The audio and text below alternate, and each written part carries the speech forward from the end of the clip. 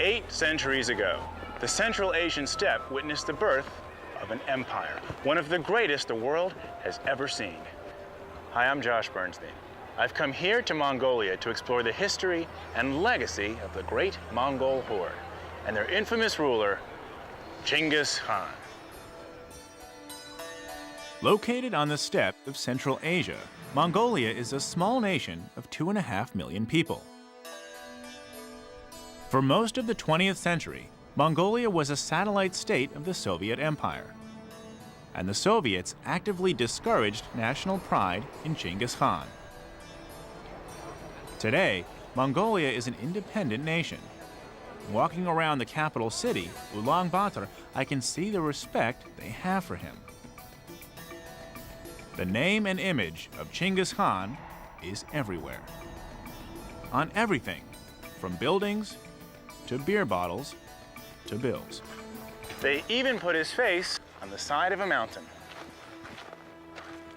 For Westerners, the terror of Genghis Khan's Mongol hordes is legendary. In the 13th century, they surged out of Mongolia and descended like locusts on the civilized world. They slaughtered indiscriminately, raped and pillaged. They were said to be primitive barbarians, illiterate, without art or agriculture. Heathens. At least, that's what many of us always heard. To explore the truth behind the legends, I've arranged to meet Mongol historian Dr. Chris Atwood on the face of Genghis himself. Chris? Hey, Josh. Good to meet you. Yeah, you picked a great spot for a meeting. And we're standing in the face of, is it Genghis Khan or Chinggis Khan? I've heard both. It's Genghis Khan. In the 18th century, when French scholars began studying him through Persian manuscripts, they misread his name. They turned it from Chinggis Khan into Genghis Khan. And then later on, people began calling it Genghis Khan.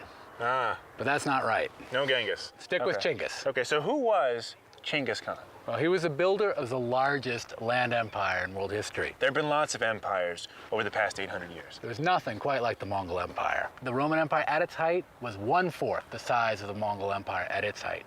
The empire of Alexander the Great was 1/2 the size of the Mongol Empire at its height. I mean, this was, in terms of scale, off the map. And all of that was built within less than 70 years. The Mongolian Empire stretched from the Pacific Ocean to the Black Sea, including most of present-day Russia and China. A phenomenal 14 million square miles, the largest contiguous land empire ever. They overcame the most technologically advanced civilizations of their day, the Chinese, Persians, and Europeans. It's easy to see why modern Mongolians revere him. He's the person who founded their nation. He's the person who took them from being isolated, scattered tribes to being a nation, and moreover, a nation that was ruling Eurasia. Genghis Khan is really more of a title than a name. It means universal leader. When he was born in 1162 AD, he was named Temüjin. At that time, 5 tribes dominated the steppe, each with its own Khan. They existed in a state of perpetual anarchy. Unrelenting power struggles between Khans created a shifting landscape of tribal alliances and nearly constant violence. When Temüjin was 9, his own father was poisoned by a rival tribe. Temüjin thought all the nomads should be united under one Khan and confront their enemies outside the steppelands. He was driven by an ancient tribal legend. Like the 5 tribes, there were 5 sons who fought bitterly among themselves. Their mother stopped them and said, "Each of you, take an arrow and break it." Then she said, "Now try to break these 5 arrows bound together. If you would be as a bundle of arrows, you'd be invincible." Temüjin's dream was to unite the tribes and to then take advantage of the unique abilities of a unified nomadic people. What Genghis Khan and his armies achieved was nothing short of amazing. What was so special about these ancient Mongols that allowed them to so comprehensively defeat their enemies? To find out, I've come to the National University of Mongolia to meet archaeologist Dr. Temüjin Dashsebet. Dr. Temüjin led an archaeological expedition that in 2004 made the amazing discovery of 7 ancient graves marked by a single stone. Okay, you can open, go. Please come in. It is our storage room where we keep all archaeological findings. What's inside? Inside it's skulls. Skulls? Yeah. She pulls out one of the boxes to show me. It's the skull of a woman.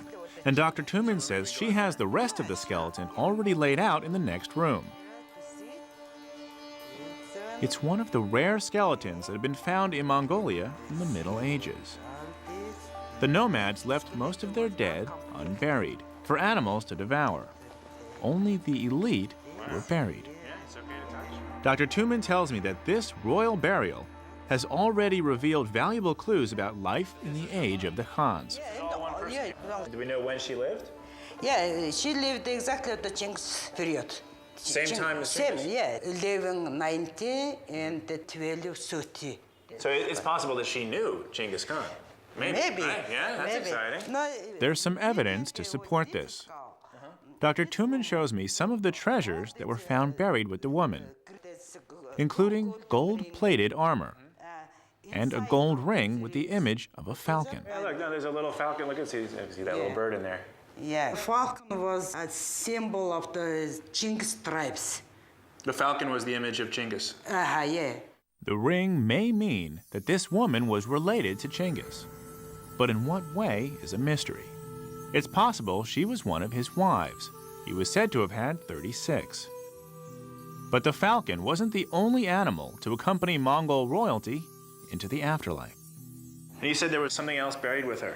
She was buried with these horses. A horse skeleton? Yeah. Horse was underneath her? No, on the... Next to her? Next to her, and on the same level. Same level. Really? The whole horse? Do you have the horse? Yeah. Yeah?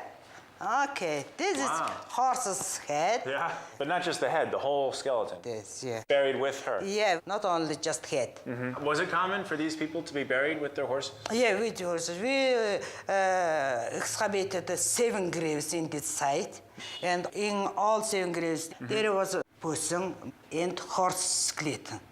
Every single human had a horse? Yeah. Because you'd think that they'd be buried with their most precious objects, you know? Yeah. So they're buried with gold, but to be buried with their horses. Yeah. They valued their horses that much. If ancient Mongolians buried horses alongside their royalty, then they clearly held this animal in high regard.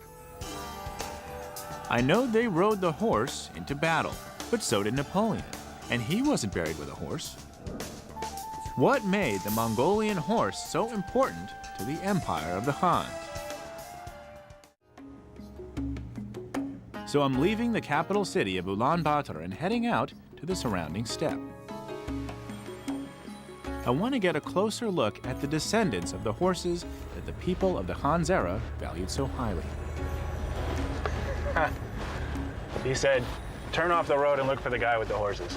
That'll be me. Enki Shagdarguntev is a Mongolian interpreter and guide. He's offered to show me the countryside from the Mongolian perspective, on horseback. Enki, Hey, Josh. how are you? Good. How are you doing? So welcome to Mongolia. Thank you. Good to see you. You weren't kidding. We're really out here, huh? It's a good place to be a horse. Oh yeah. Hey guys, how are you? They're smaller than I was expecting, right? Yeah, they're tough though. European horses are around like 16 hands, but these horses here, are, right? Yeah, these horses are like 12 to 13 hands. But beefy looking, stockier looking, you know? Oh, They're yeah. very robust. Yeah, they're in the wild. They just graze in the wild. Eat grasses. Grasses? And, yeah. So they don't need any supplemental grain? No, not at all. Just grass? Yeah, totally. We can go for a ride? Oh yeah, let's go to my friend's family, and it's a nomadic family. We can visit. All right. Enki tells me that in Mongolia, horses outnumber people 13 to 1. I've always wanted to ride one since I've heard they can be a challenge to handle. Most of the time, they run free in the wide open steppe, and the nomads round them up when they need them. This lifestyle makes them a bit unruly. So far, so good. They prove true to their reputation when Enki's horse gets a little too close to mine. Hey!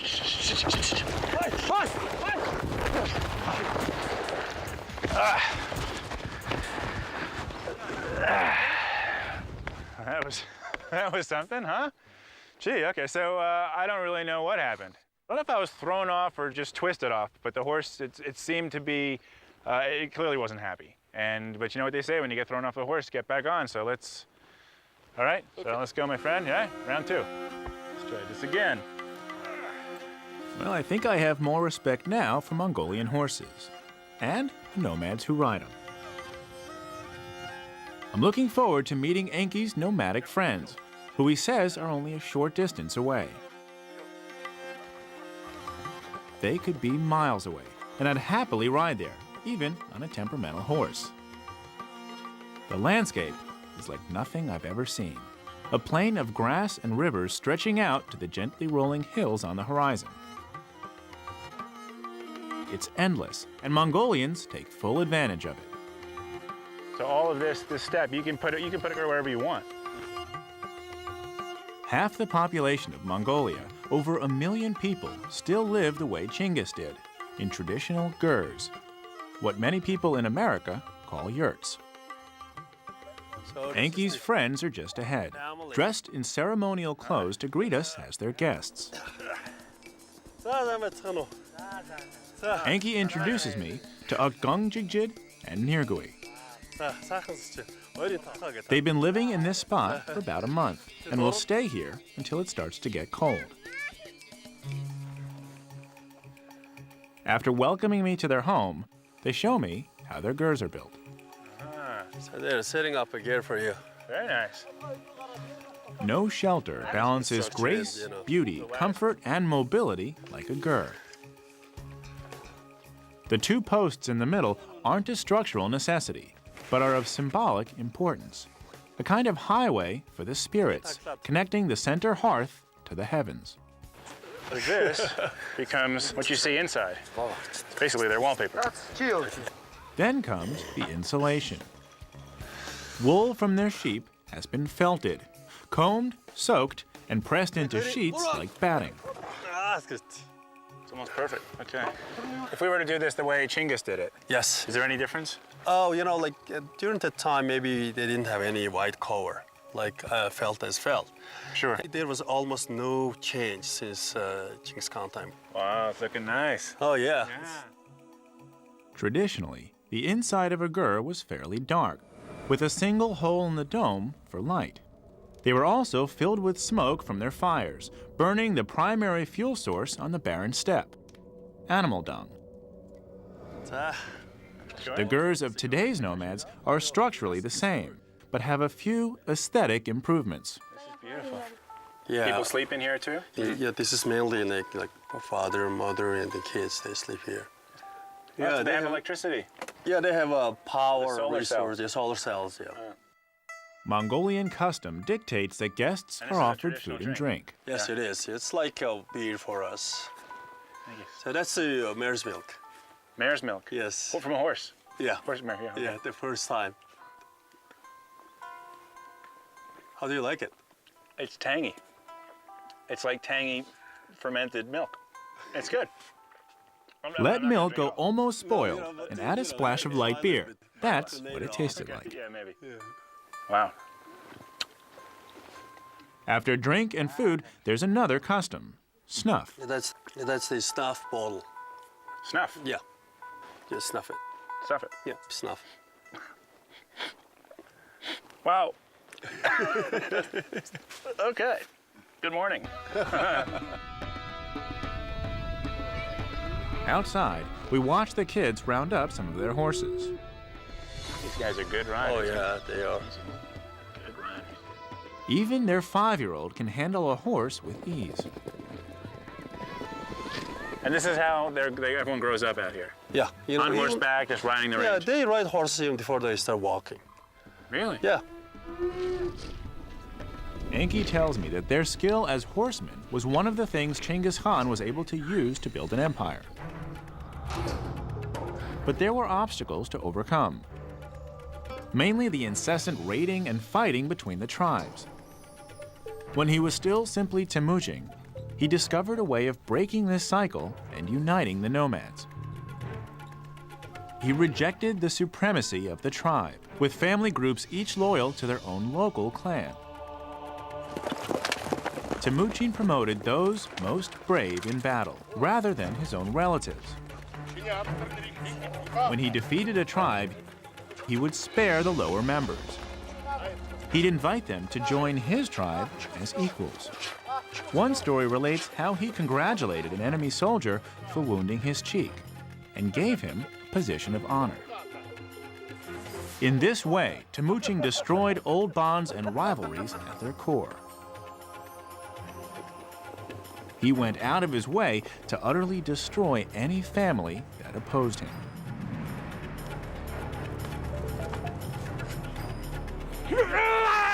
A favorite way of executing leaders was said to have been breaking their spine across a spear.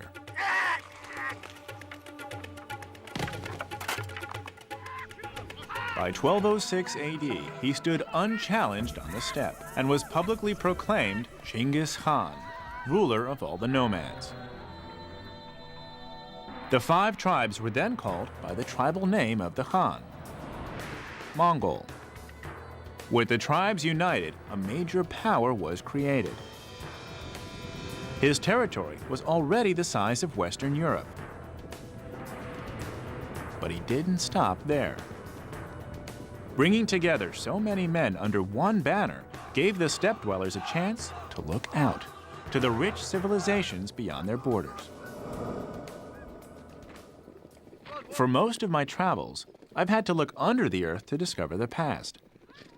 But here in Mongolia, it's right on the surface. The Mongolian nomads are living history. The family cooks a traditional meal, meat boiled in a hide with hot rocks. The nomads eat mostly meat and dairy, relying on their animals, not agriculture, to feed themselves. At the time of Genghis Khan, this reliance on animal protein set them apart from their neighbors. The agrarian civilizations surrounding the Mongols supported huge populations with their efficient grain production, vastly outnumbering the nomads. The Mongols numbered only around 2 million people. How could their small army conquer the territory of 100 million? Yeah, Thank you. okay. I'd like to stay longer, but now that I've had a glimpse of Genghis Khan's roots, Thank you very much. I want to find out his next step. I've come to the National Museum of Mongolian History to find out what turned these nomadic hunters into world-conquering warriors. Renowned Mongolian archaeologist Dr. Bira Shagdar is here to help me find the answers. Yes. This is Genghis Khan, the founding father of the Mongolian statehood, with his 2 banners. The white one is for peace, the black one for war. Dr. Bira tells me that in the Mongols' shamanistic religion, the banners carried the warrior's destiny and his soul when he died. They worshipped the god of the sky, and Genghis Khan believed that the sky god told him he should rule the world.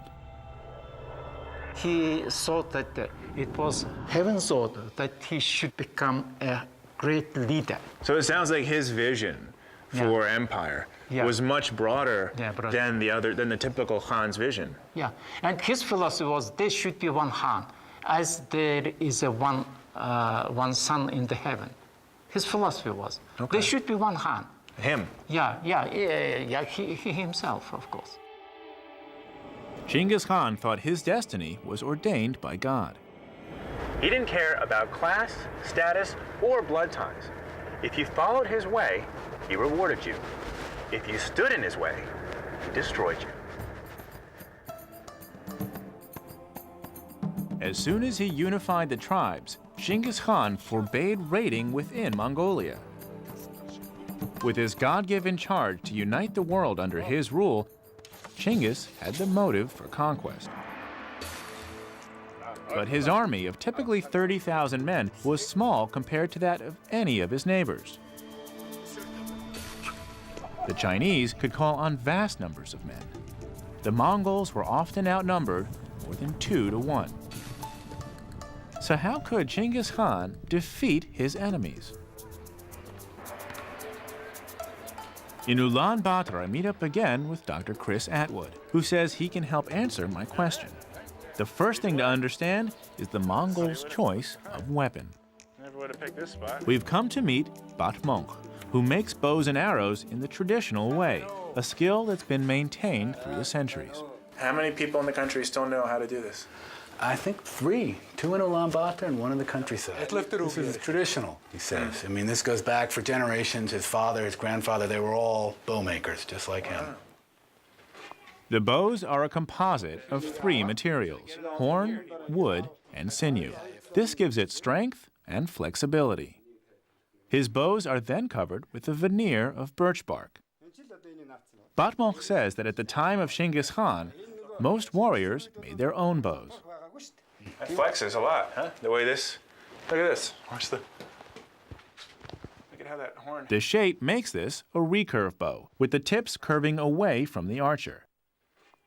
It adds much more force to the draw than a simple C shape, like a longbow. So it makes it so strong. Okay, I want to give this thing a shot. At a range just outside the city, archery lives on as a popular sport. Genghis Khan was famous for promoting people on merit. I wonder if I can make the grade as a Mongol warrior. Historian Peter Marsh is going to help me check out the artillery of the great Mongol horde. But first, I want to practice shooting this bow without a horse, just to get a feel for it. So Josh, I'd like to introduce you to Ganbaturgwe, one of Mongolia's leading archers. Yeah, he's Gamba was very interested in my bow and asked if he could try it out.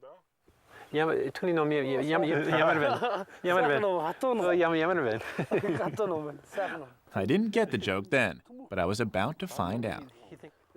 He gives me a piece of horn to protect my thumb, and a quick lesson on archery, Mongolian style. Like this.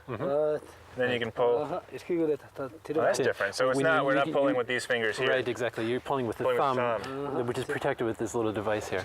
We'll see. We'll give it a shot. Okay. Wow.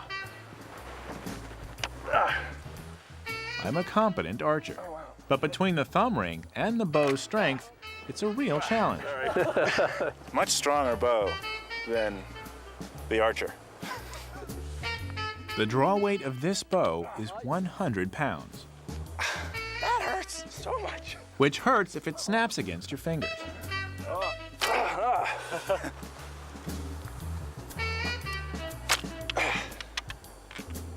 Better.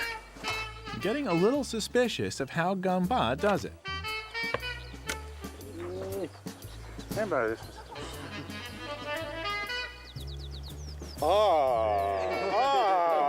I'm gonna shoot with this bow, okay? I'm gonna work with this bow. Let me get the arrows. I'll be right back. Okay.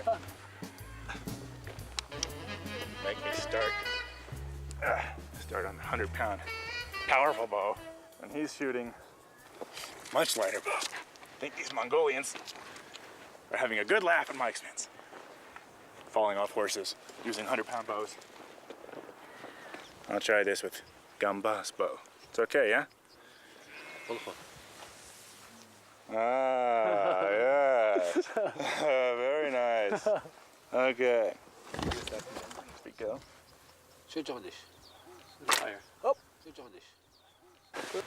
Oh, but this is like a world of difference here. Much nicer. Mongolian warriors were able to fire up to 350 yards. 100 yards farther than the longbow or crossbow of most of their enemies. So they had to get all this, plus keep their horses under control. I know from past experience that putting the two together is a real challenge. it's time to see if I have what it takes to be a Mongol warrior.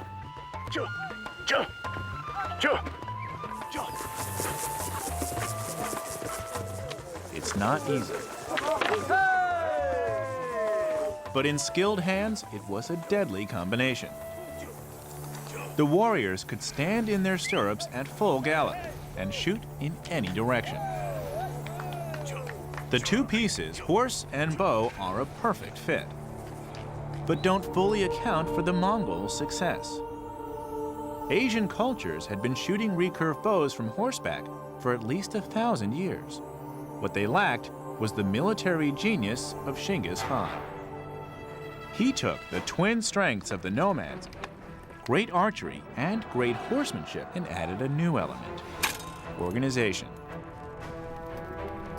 Genghis Khan invented a new and efficient hierarchy for his army. Warriors were grouped in units of 10, then 100, then 1,000, then 10,000. The entire army was on horseback, unique in the ancient world. And each rider had at least 2 or 3 horses. This gave them unprecedented mobility on and off the battlefield. They could move 70 miles a day. Other armies struggled to move 10. Genghis Khan knew how to use the advantages of the horse. Their neighbors may have called them primitive barbarians, but on the battlefield, Genghis Khan and his Mongol horde were centuries ahead of their time. And the proof was written in the blood of their neighbors. The first to fall was the Chinese Empire of the Qin to the south. In seasonal campaigns beginning in 1206 AD, the Mongols conquered over 800,000 square miles. They raided the countryside and demanded surrender of the cities. Then in 1221, the assault against the Persian Empire began, which some say may have killed 6 million people. A favorite Mongol tactic was the feigned retreat, drawing the defenders to chase them, sometimes for days, then turning on them. They never lost a battle. If a city resisted his army, he would utterly destroy it and all who lived there. They earned the reputation barbarian. His sons followed in his murderous footsteps, eventually extending the empire from the Pacific in the east to the Black Sea in the west, and putting more than 100 million people under Mongol control. It's hard to imagine looking at Mongolia today. So, if this was the largest land empire in the world, you have to wonder, where is it? What's left of it? To find out, I've left Ulaanbaatar and I'm heading to Mongolia's first capital, the city of Karakorum. Today, the city is an archaeological site 230 miles southwest of Ulaanbaatar. Many people say the Mongols never intended to create an empire. They just wanted to live their nomadic lifestyle and raid and pillage the cities of sedentary people. But they were so successful in destroying their opponents that eventually they were forced to build a city of their own. I meet up again with Dr. Chris Atwood by the walls of a 16th century monastery that was built where Karakorum once stood. But, you know, it was built with stones from the ancient site of Karakorum. So the real site, It's over there. yeah? Right over there. Can we go look at it? Yeah, sure, let's take a look. Right here, these are the best preserved remains of the real old Karakorum of the 13th century. So these are where some of the Capitol buildings were? Yeah, these big pillars here, these were bases for buildings. But there are still discoveries yet to be made about this capital. Lots of discoveries. Look here. This is probably from one of the tiles on the roof of this palace or temple or whatever it was that was here. During the Khans? During the time of the Khans. You were Really? holding a piece of 13th century green glazed ceramic. This too. Yeah, that too. They're everywhere. Yeah, must have had an amazing roof. I think I'll leave it here. Yeah. Pillar stumps and roof tiles are all that's left on the surface today. But in the 13th century, a Flemish missionary named William of Rubruck wrote about his travels to Central Asia. on a failed attempt to convert the Mongols. He described Karakorum in detail. It was built primarily by Genghis Khan's son, Ogedei Khan. It was small, covering an area of only a couple square miles, and surrounded by a suburb of Gurs. There were 4 markets, one at each city gate. It was home to about 10,000 people. There were 12 houses of worship, all different religions, a kind of religious diversity that was unparalleled in the medieval world. The palace of Ogedei was the gem of the city, with intricate relief work and a roof of green and red tiles. Why would these nomadic, basically herdsmen, why would they need a palace structure at all? Well, this was a city for storing all the riches that the Mongols had accumulated. But it wasn't so much material riches. The Mongol Khans, when they got material riches, they just gave them away. The main riches were the artisans and the experts, all the people from the various countries that they brought into their entourage. Many of them were Chinese, they were Persian, there was Europeans, Russians, all kinds of people in the empire that were working for the Mongol princes. But they couldn't live on the steppe. They just weren't adapted to that.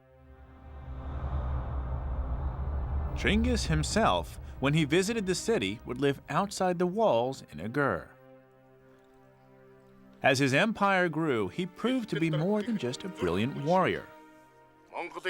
He was an innovative administrator and statesman. And what Genghis Khan did was he joined east to west, took these various civilizations of the Middle East and forced them to learn from each other. And there's this free exchange of ideas and techniques, and the Chinese are talking to the Persians, and the Persians are talking to the Europeans. Right. You know Copernicus? The star charts he worked from were star charts made under the patronage of the Mongols, because the Mongols, they didn't want to hear about how Middle Eastern astronomy was the best or Chinese astronomy was the best. What they wanted was the best of everything. So they told the Chinese and the Middle Eastern astronomers, get together, make the best charts you can. So this was, in many ways, a melting pot of all the cultures across the empire. Exactly. It was a melting pot in the middle of the steppe. Genghis Khan created his empire through death and destruction, then went on to radically alter world culture. He brought about the first contact between Europe and China and encouraged a dramatic increase in trade throughout the empire. He guaranteed the safety of camel trains. He invented the first Pony Express. He pioneered the idea of diplomatic immunity, and he outlawed torture. Some barbarian, huh? So what happened to Genghis Khan? Chris tells me that when he died, he was buried secretly in an unmarked location. Some Mongolian chronicles tell the stories that they just say he died. They don't say anything about where he's buried. But there are travelers' tales that say Genghis Khan was buried, and those who buried him were killed. And then those who killed them were also killed. They would trample horses over the spot so that it would look like as if nothing had been there, in order to keep it absolutely secret. As for Karakorum, it existed for only about 50 years. After Genghis Khan's death in 1227 AD, the empire began to fracture into smaller khanates. In 1274, his grandson, Kublai Khan, moved the capital south to China and created the city of Beijing. Karakorum, the city in the steppe, had no function and wasted away. They say that history is written by the winners, but in this case, history was written by the victims. To the Persians, the Chinese, and the Europeans, the hordes were demonic murderers. And that's how they're often remembered today. But not in Mongolia. Exactly 800 years after Genghis Khan unified the steppe tribes, the Mongols' brief stint as empire is a source of pride. And nowhere is that more evident than here in the capital, where everyone has come together to celebrate and acknowledge the 800th anniversary of the Mongolian state, founded by Genghis Khan. This is the annual Naadam Festival, where every year Mongolians display two of the skills that brought them glory: master horsemanship and archery. Their conquest led to a complete change of life for the Mongol people. Almost overnight, they went from being backward nomads, mocked and ridiculed by their more civilized neighbors, to being masters of their universe. Genghis Khan put Mongolia on the map. And today, Mongolians revere him as a visionary founding father. The spirit of Genghis Khan is alive and well in the hearts of Mongols today. But genetic scientists are now discovering that his legacy may also be found in their blood. I've come to the Mongolian Academy of Sciences to meet some genetic researchers who are tracking down the genes of Genghis Khan. Dr. Dashniam Bumbang's team sampled the DNA of 3 million Asian men. This is where it all happens. You took a sample from across Asia. Yes. We studied only Y chromosome. Y chromosome. Which is, let's say, sign of men, right? Okay, so all the samples were men? Men. And I know that the Y chromosome does not change, right? From father to son? Yes. Typically. Y chromosomes, they transferred from father to son directly, without any change. The Y chromosome determines a person's sex. Where women have 2 X chromosomes, men have an X and a Y chromosome. Since a son has exactly the same Y chromosome as his father, geneticists can isolate this chromosome and track it across generations of male relatives. And that's basically all it takes to get a Y chromosome sample. That little swab is then put into a vial, and that vial is sent off to the lab, where they remove the DNA from the cotton and create a Y chromosome sequence. From this data, Dr. Dushniam discovered that in Mongolia, one branch of the family tree is huge. The same Y chromosome turned up again and again. He's calculated that it's the Y chromosome of a man who lived sometime in the 13th century. Somebody was very busy, Yes. right? Yes. Had a lot of kids. Yes. Our genetic data and calculations showed that was Genghis Khan. But how do you know that this is Genghis's DNA? We don't know. We don't have a body. Yes. It could be someone else living at the same time. How do you know that? This is 2 things. One is genetic study, and second is historical data. We can read in historical books in very detail who was Genghis Khan, how many sons and grandsons, wives he has. So these historical data really confirm our genetic data. So as he's conquering the empire, yes. He's sort of starting another one.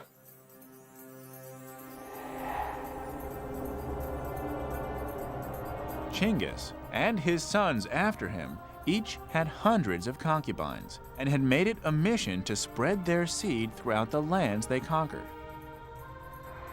A combination of the massive death toll of the initial campaigns and this one family's breeding strategy appears to have borne fruit. And so now, 800 years later, the Naadam Festival, drawing visitors from all over Mongolia, is more than a commemorative event. It's a huge family reunion. Looking around, how many of the people I see could be Genghis Khan's relative? It makes me wonder. Some of our crew is from this part of the world. Could one of them be a descendant of the great leader? Everyone on the crew contributed some DNA to find out, including myself. Here are my results. 11. Each of these pairs of numbers stands for a variation of a gene. In the first 2 pairs, Genghis and I match, 16. but not for the rest. 13. Okay, yeah. No. And no. Too many differences across the pattern. I admit, it wasn't very likely. But here are the results For all the members of the crew, including our local fixers here, the people who help us handle the logistics in this country. So let's line them up. One of the fixers is a match. And the winner is Baggy. Is that good? Good. Yeah, come here, I'll show you.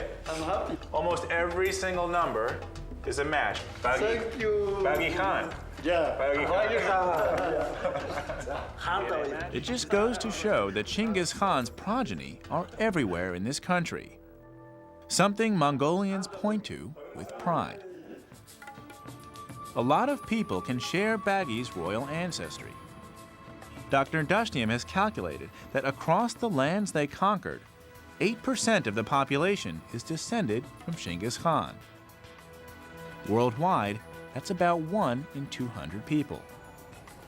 The estimated size of his current family is over 32 million. That makes him the most successful patriarch in recorded history. He was a military genius unlike any the world has ever known, and his blood continues to flow through millions of people. His empire is ancient history, but the legacy of Genghis Khan lives on in the genetic fabric of our world.